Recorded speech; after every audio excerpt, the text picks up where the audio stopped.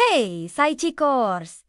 Cinta memang aneh ya. Kadang terasa keras, kadang lembut, dan seringkali bikin kita bertanya-tanya apa yang sebenarnya kita rasakan. Banyak orang sudah tahu soal love language atau attachment style. Tapi ada hal lain yang sebenarnya jauh lebih sederhana untuk mengenali diri.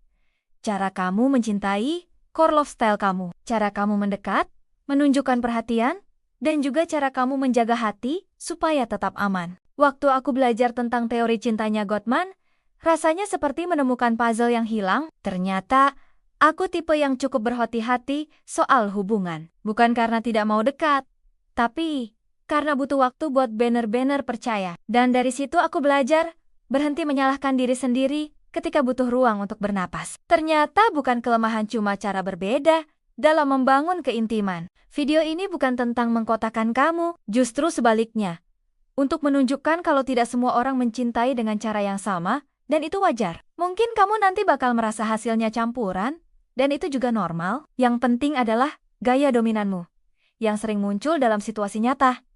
Oke, siap. Kita akan masuk ke kuisnya. Ada 10 pertanyaan berbasis situasi. Pilih jawaban yang paling mirip dengan dirimu. Bukan yang kamu inginkan, tapi yang biasanya kamu lakukan tanpa mikir panjang. Pertanyaan pertama dimulai dari situasi sederhana, tapi sering bikin bingung. Seseorang yang kamu sayang lagi sedih, tapi dia menutup diri. Kamu biasanya nunggu sampai mereka siap bicara atau memberikan jeda waktu, atau kamu menunjukkan perhatian lewat tindakan kecil. Ada juga yang langsung merasa bertanggung jawab dan berusaha memperbaiki keadaan, atau justru merasa gelisah karena takut kamu yang membuat mereka marah. Pertanyaan berikutnya sedikit lebih dalam.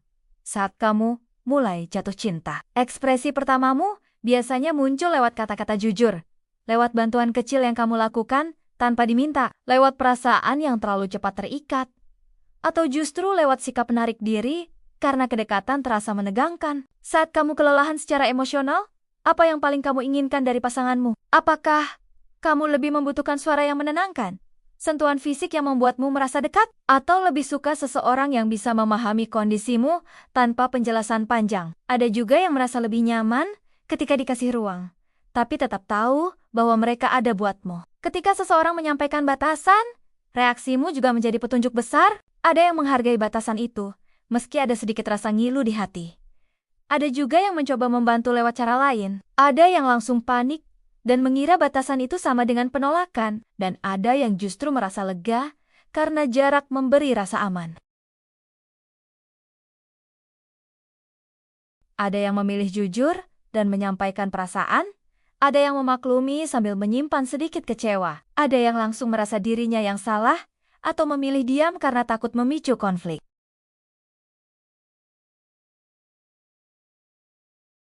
Misalnya, ketika kamu merindukan seseorang, ada yang langsung menghubungi.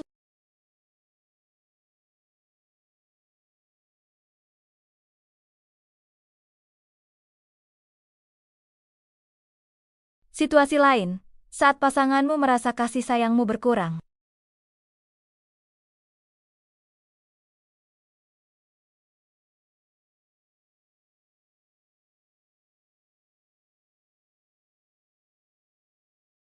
Di tengah keramaian bersama orang-orang tersayang pun, cara kamu bergerak menceritakan siapa kamu, ada yang memastikan semua orang nyaman, ada yang otomatis membantu, ada yang hanya menempel pada 1 atau 2 orang aman, dan ada yang menikmati suasana dari jauh saat emosi mulai memanas dalam sebuah perdebatan. Ada yang langsung ingin membicarakannya, ada yang berusaha mencairkan suasana lewat tindakan baik, ada yang merasa takut hubungan akan rusak, atau memilih mematikan emosi dan menjauh. Dan terakhir, ketika pasangan bertanya apa yang bisa mereka lakukan untuk mencintaimu dengan lebih baik, kamu mungkin mengatakan ingin dimengerti, ingin dibantu lewat tindakan nyata, ingin lebih banyak kepastian, atau ingin diberikan ruang agar kamu bisa membuka diri dengan tenang. Setelah menjawab semuanya, kamu bisa menghitung huruf yang paling sering keluar. Itu adalah love style dominanmu. Ada yang menjadi communicator, ada yang menjadi pemberi, ada yang sangat peka dan takut kehilangan,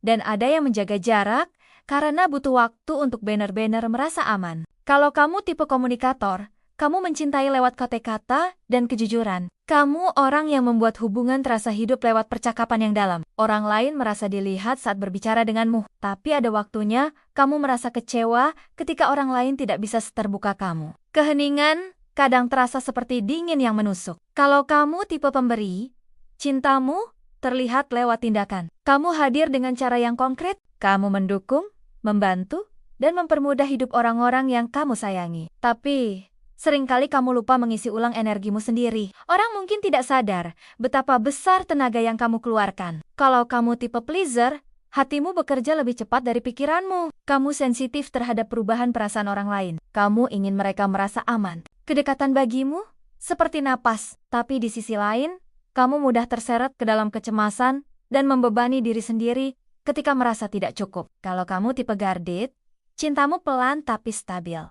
Kamu bukan orang yang buru-buru membuka diri. Kamu mencintai lewat kesunyian, lewat kehadiran yang konsisten. Di balik itu, ada ketakutan terluka yang membuatmu lebih memilih mundur satu langkah daripada tersungkur terlalu dalam. Gaya apapun yang kamu miliki, semuanya sama berharganya.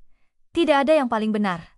Tidak ada yang paling ideal. Yang penting adalah mengenali pola-pola kecil ini agar kamu bisa mencintai dengan lebih sadar baik terhadap dirimu sendiri maupun terhadap orang lain. Tanyakan pada dirimu, bagian mana yang terasa paling tepat menggambarkan dirimu? Apa yang ingin kamu kembangkan dari gaya itu? Dan bagaimana hubungan sebelumnya mempengaruhi cara kamu mencintai hari ini? Di video berikutnya, kita akan membahas bagaimana menghadapi berbagai love style dalam hubungan, termasuk cara menjalin hubungan dengan seseorang yang komunikatif atau seseorang yang butuh ruang lebih banyak.